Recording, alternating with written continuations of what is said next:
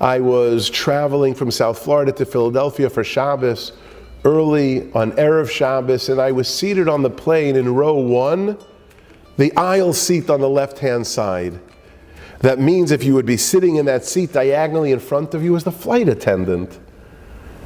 And half an hour before landing in Philadelphia, the seatbelt sign went on, and the flight attendant in her jump seat took the microphone, seeing the seatbelt sign and hearing the noise. She started making the announcements that perhaps some of us have heard so many times through our traveling. And I'm watching this diagonally in front of me as she says, holding the microphone, "As you can see, the captain has turned on the fasten seatbelt sign, so please make sure that your seatbelt is flat and tight across your lap. Make sure that your tray table is in the upright position, your seat in the upright position, and make sure that your luggage is stowed away as things may have shifted in flight as we begin our initial descent into..." And then after moments of silence, she puts the microphone here where no one can hear, and she says to me, "Psst, where are we headed again?" And I said, "Philadelphia?" And then she continued her announcements and said, "As we begin our initial descent into Philadelphia, please enjoy the rest of your flight." When it was shut off, she came over to me and said, "Thank you for helping me, for bailing me out, for reminding me it was Philadelphia." She then said, "I do this so often, coming and going. I'm so busy with this, I don't remember where I'm headed." And I smiled, thinking it was funny and humorous, and when she turned around, I got very emotional. Sometimes it takes a flight attendant 35,000 feet in the air to remind you, don't be so busy.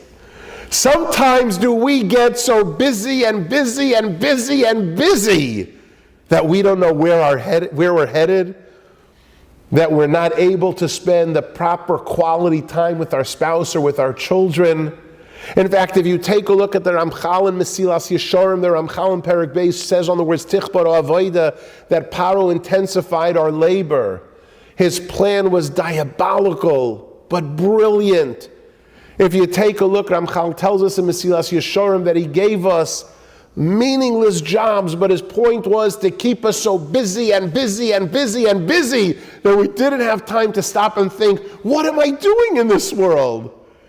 What is my chayv? What should I be spending my time doing?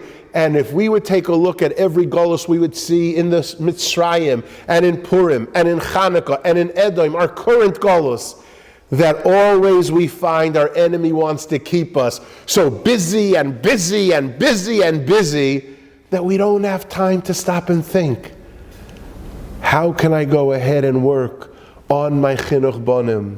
Show my family that they are indeed the top priority. They are my ikar.